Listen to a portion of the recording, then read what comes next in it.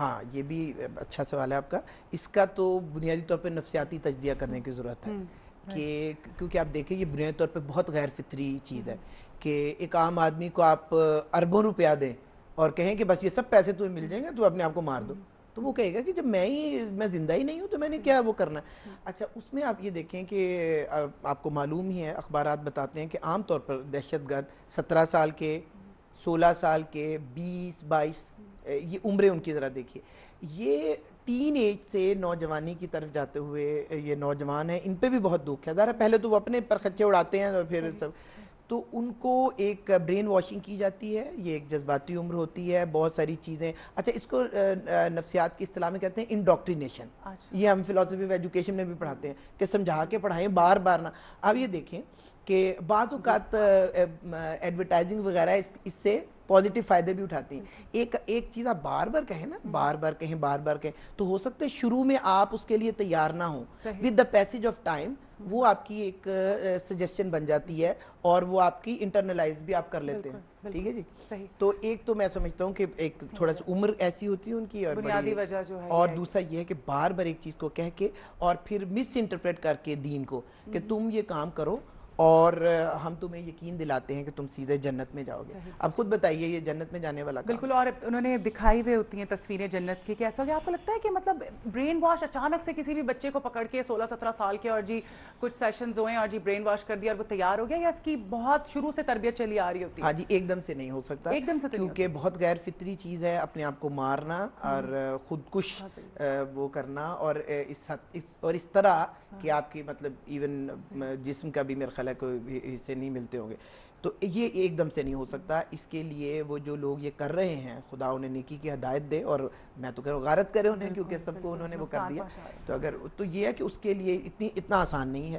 یہ میرا خیال ہے کہ ان بچوں کو میرے حساب سے یہ کوئی 8-10 سال کی عمر میں وہ ایک خاص طرح سے ٹرین کرنا شروع کر دیتے ہیں, برین واش کرتے ہیں اور اپنی جو بات انہوں نے ان سے کروانی ہوتی ہے ان کے مسلسل ان کے ذہن میں ڈالتے ہیں. ٹھیک, یہاں پر ہم کالر لیتے ہیں. ہیلو السلام علیکم. ہیلو السلام علیکم. السلام علیکم میڈم. وعلیکم السلام. بالکل ٹھیک ٹھاک. کون بات کر رہا ہے؟ ایوب کراچی سے میڈم. جی کیا حال ہے, کیسے مزاج ہیں آپ کے؟ جی دعائیں آپ کی, آپ کیسی ہیں؟ میں بالکل ٹھیک ٹھاک ہوں, خیریت سے. جی پروگرام میں یہ کہنا چاہتا ہوں کہ دیکھیے پاکستان بنے ہوئے کتنے سال ہو گئے, 62 سال ہو گئے. جی آج 62 سال میں ہم کہاں کھڑے ہیں, ذرا آپ یہ دیکھیں کہ پنجاب کے اندر ہم 62 سال میں فیک ڈگری ہولڈروں کو رو رہے ہیں. اور فیک ڈگری ہولڈر یہ نہیں کہ 2, 4, 5 یا 10, آپ دیکھیں کم از کم 150, 200 فیک ڈگری. یعنی 62 سال کے بعد ہم کہاں کھڑے ہیں کہ ہم فیک ڈگری ہولڈرز کے کیس پکڑ رہے ہیں. دوسری بات آپ دیکھیں کہ پنجاب کے اندر جتنے بھی یعنی اسپیکر ہے یا ان کے چیف منسٹر کے چیف ایڈوائزر ہے, وہ دونوں ایسے کہ 70, 80 سال سے اوپر کے لوگ ہوں.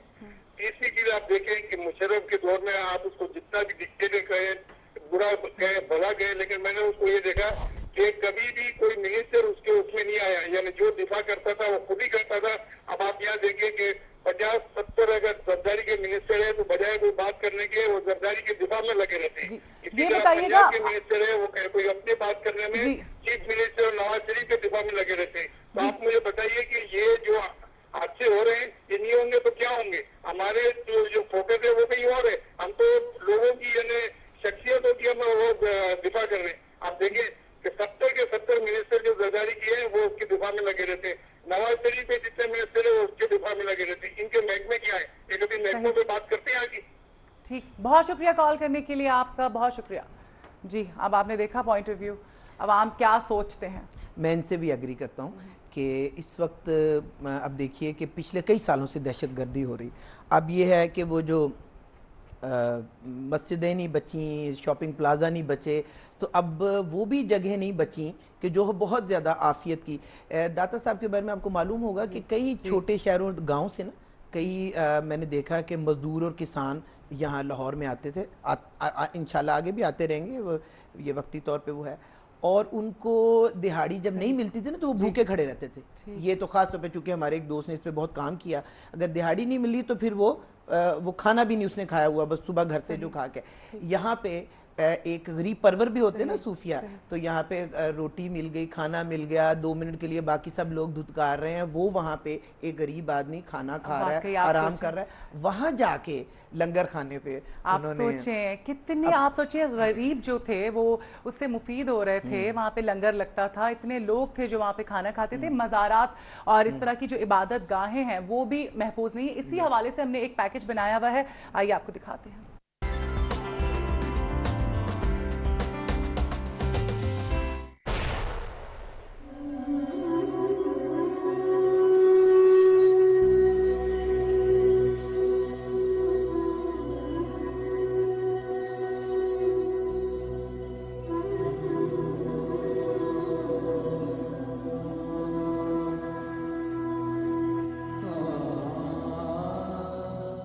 داتا کی نگری اور زندہ دلان لاہور کے شہر میں رات کی تاریکی میں مزدل دہشت گردوں نے روحانیت کے مرکز داتا دربار میں خودکش حملے کر کے کئی افراد کو زخمی اور ہلاک کر دیا, جبکہ حملہ آوروں کی اس بزدلانہ کارروائی کے نتیجے میں کئی افراد ابھی تک لاپتہ ہیں, اور ان کے پیارے اپنوں کی ایک جھلک دیکھنے کے لیے انہیں شہر کے ہر ہسپتال اور مردہ خانوں میں ڈھونڈ رہے ہیں.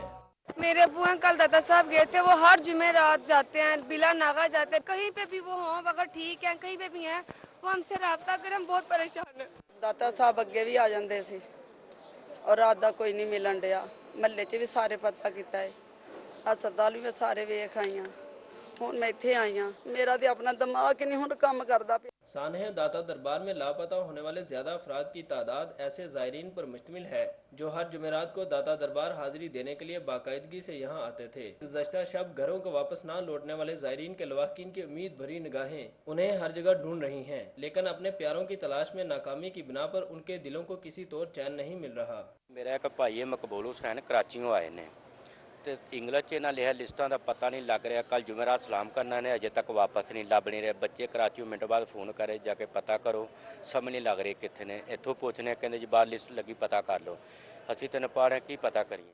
لاہور اور اس کے مضافاتی علاقے جی آپ نے رپورٹ ملاحظہ کی, اسی حوالے سے گفتگو چل رہی تھی. اچھا میں اب یہ آپ سے جاننا چاہوں گی کہ دیکھیں ہمیشہ ہماری پاکستان میں یہ دیکھا گیا ہے کہ کبھی بھی اس قسم کی کوئی دہشت گردی کی کارروائی ہوتی ہے تو جی بلیم کر دیتے ہیں کہ جی بیرونی ہاتھ ہے, ادھر فلانے نے کرایا, ڈھمکانے نے کروایا. تو کیا یہ درست ہے طریقہ اگلے کو بلیم کر, کیا ہو سکتا ہے کہ اندر ہی اس قسم کے عناصر ہوں؟ ہاں نہیں بالکل آپ ٹھیک کہہ رہی ہیں, یہ تو اپنی ذمہ داری ادا نہ کرنے کا ایک بہانہ ہے. ٹھیک ہے جی, اگر میں یہ کہہ دوں کہ غلطی تو مجھ میں تو غلطی نہیں ہے, وہ جو میرا مخالف ہے وہ بالکل غلط آدمی ہے اور یہ ہے ویسے, تو اس کا مطلب یہ ہے کہ پرابلم میں ریزالو بھی نہیں کرنا چاہتا اور اپنے اندر جھانکنا بھی نہیں چاہتا.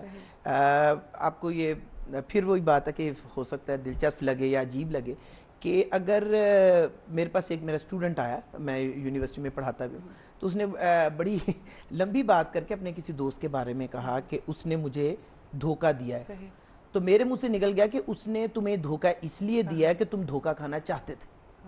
تو اس نے کہا کہ سر یہ تو بڑی عجیب بات آپ کر رہے ہیں, دھوکہ کون کھانا چاہتا ہے. تو میں نے کہا بالکل دھوکہ دیکھیے زیادہ تر میں سمجھتا ہوں کہ اسے ورغلایا جاتا ہے جو ورغلایا جانا چاہے, دھوکہ اسے ملتا ہے جو دھوکہ کھانا چاہے. دوسری طرف آئیے تو نصیحت پر وہ اس پر اثر انداز ہوتی ہے جو نصیحت سے اثر لینا چاہے. تو یہ ایک بالکل ہمارے ملک کا یہ بھی بڑی کوئی تباہی ہے کہ اتنے بڑے ایونٹ ہو جاتے ہیں, ہم کہتے ہیں وہ جی امریکہ نے کرایا, فلانے نے کرایا, انڈیا نے کروایا. سب سے پہلے ہم اپنے آپ کو دیکھیں, ڈکٹیٹرشپ اس کی وجہ ہو سکتی ہے, غربت اس کی وجہ ہو سکتی ہے, بے انصافی اس کی وجہ سے ہو سکتی ہے, اور یہی جو انڈوکٹرینیشن جنرلی بھی کون سا ہم تفکر اور تدبر کرتے ہیں. یہ برین واشنگ تو ایک بہت خوفناک عمل ہے نا. پھر میں کہوں گا, مجھے معذرت کے ساتھ, میں اپنے ریڈیو پروگرام میں بھی گھروں سے یہ چیز چلتی ہے, کسی چیز کو سوچنا نہیں ہے, کسی چیز پہ ڈائیلاگ نہیں کرنا, اپنی چیز اپنی رائے تھوپنی ہے اور تھوپنی ہے. اچھا جب یہ چیز انتہائی شکل میں پہنچ جائے تب ہم کہتے ہیں یہ انڈوکٹرینیشن ہے, یہ مینٹل کنڈیشننگ ہے, اور تب ہم کہتے ہیں یہ برین واشنگ ہے. تو اچھا مجھے یہ بتائیے گا, وقت ہمارے پاس بہت کم رہ گیا ہے, میں یہ جاننا چاہوں گی کہ امن کیسے قائم ہو سکتا ہے, کن چیزوں کی وجہ, کیا چیزیں آپ ایسے کریں کہ ہمارا ملک جو ہے ایک پرامن جگہ بن جائے اور اس قسم کی جو وارداتیں ہو رہی ہیں ان سے ہماری جان چھٹ جائے. جی امن پیدا کرنے کے لیے سب سے پہلی بات تو یہ ہے کہ جس طرح کا ماحول ہے نا, میں خود بہت जैसे हम सारे पाकिस्तानी बहुत डिप्रेस रहा 2-3, एक तो मैं ये कहूँगा कि इस तरह के हालात बहरहाल कौमों पे मुल्कों पे आ जाते हैं, तो एक कम हिम्मती या बुज़दिली या डिप्रेशन इसका कोई हल नहीं है। वैसे वो हमारी कौम है बड़ी बहादुर इस तरह, मगर बेहिसी भी इसका कोई वो नहीं है। इस पे गौर करें, और जैसे आप लोग कर रहे हैं TV1 को तो मैं बहुत वो पेश करूँगा, उनका मैं शुक्रिया अदा करूँगा। मेरा ख्याल है तमाम रेडियो चैनल्स और TV चैनल्स को ऐसे प्रोग्राम करने चाहिए ताकि एक कौमी यकजहती पैदा हो और होप, शऊर भी आए, बिल्कुल। होप अगर बाहर से नहीं हो तो अंदर से पैदा करें। बिल्कुल, बहुत आपने प्यारी बात की, बहुत शुक्रिया हमें ज्वाइन करने के लिए। यहाँ पर हमारा ये सेगमेंट ख़त्म होता है। इसके बाद जो हमारा नेक्स्ट सेगमेंट है उसकी तरफ आपको लिए चलेंगे, लेकिन उससे पहले लेंगे एक ब्रेक।